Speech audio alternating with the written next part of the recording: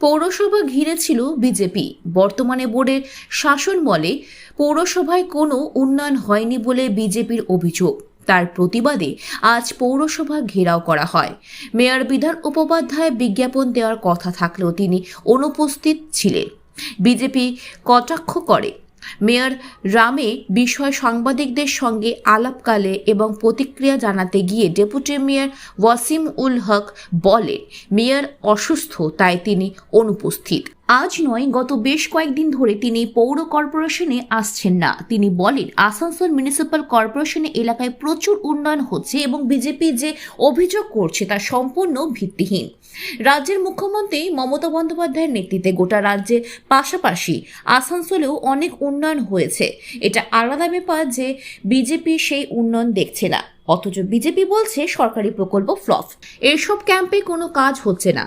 একজন মানুষকে বারবার এইসব ক্যাম্পে আসতে হয়। এই বিষয়ে ওয়াসিম উল হক বলেন, যদি এমন হতো তাহলে প্রথম সরকারি ক্যাম্পে আসা মানুষের সংখ্যা হতো। অষ্টম পর্বের শিবিরেও একই রকম, শুধু মানুষই আসে কিন্তু তা নয়। তিনি বলেন, প্রতিটি শিবিরে মানুষ সুবিধা পাচ্ছেন।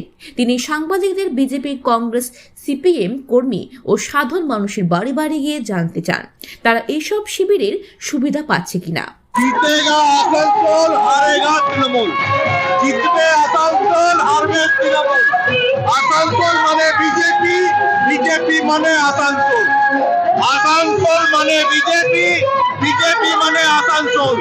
জিতবে আসানসোল, জিতবে বিজেপি, হারবে তৃণমূল। আজ কর্মসূচি ছিল যে 22 দফা দাবি নিয়ে আসানসোল কর্পোরেশনের ডেপুটেশন দেওয়া, কিন্তু মেয়র পালিয়েছে। ও পালিয়ে গেছে, পালিয়ে কতদিন থাকবে? আজ হাজার হাজার মানুষ, প্রায় 20,000 মানুষ বিভিন্ন প্রান্ত থেকে আসানসোল কর্পোরেশন সামনে এসেছিলেন। মেয়র ভয়ে পালিয়ে গেছে, কিন্তু মেয়রকে দিদিও বেশি দিন লুকিয়ে রাখতে পারবে না, জনসমক্ষে আসতেই হবে। আসানসোল পৌর নিগম আসানসোলের মানুষকে পরিষেবা দিতে পারছে না, তার দায় তাদেরকে স্বীকার করতে হবে। মেয়র পালিয়ে গেছে, রামের নামে ভয় পেয়েছে। রাম নাম শুনলে ভূতেরা পালিয়ে যায়। ও তো ভূত নয়, ও কেন পালালো জানি না। সবাই জানে, আপনারা জানেন, মেয়র সাহেব অসুস্থ বলে কয়েকদিন ধরে কর্পোরেশন আসছে। আর আমি এবং আমার মাইসিরা তো ছিল। বলছি, ওনারা যেভাবে এখানে আন্দোলন করলেন, রামের স্লোগান চলল, যে জায়গা দেখা গেল কি রামধনুতে পুরো এলাকা। দেখুন, উন্নয়নের কাজে উন্নয়ন করতে গেলে যদি আমরা সত্যি সত্যি উন্নয়ন চাই, তাহলে মানুষকে কোনো ধর্ম, কোনো জাতে, কোনো ভাষায় ভাগ করতে হবে না। পরিষেবা দিতে গেলে মানুষকে পরিষেবা, যেমন মমতা ব্যানার্জি একটা সারা দেশে উদাহরণ সৃষ্টি করেছে যে লক্ষ্মী ভান্ডার থেকে শুরু করে, সমবায়িত থেকে শুরু করে যতগুলো স্কিম আছে, সেটাতে কোনো জাতে, ধর্ম কোনো নাই, সবার মানুষের জন্য আছে।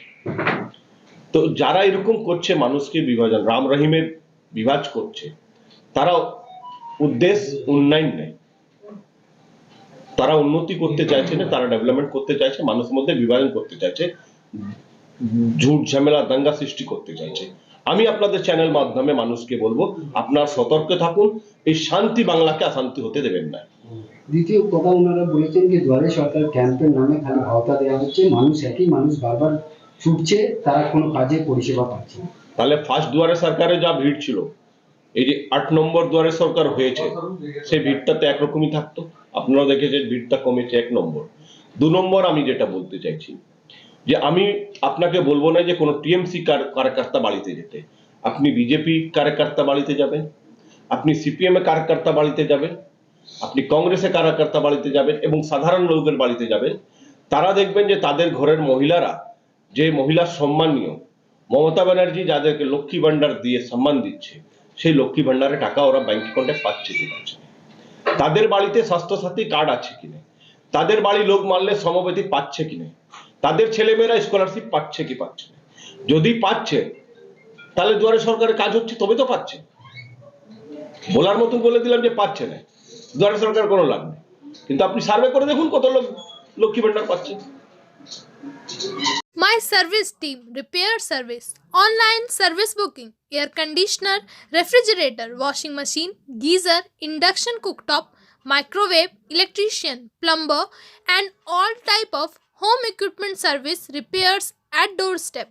Go to our website www.myserviceteam.in. Contact number 9279992491.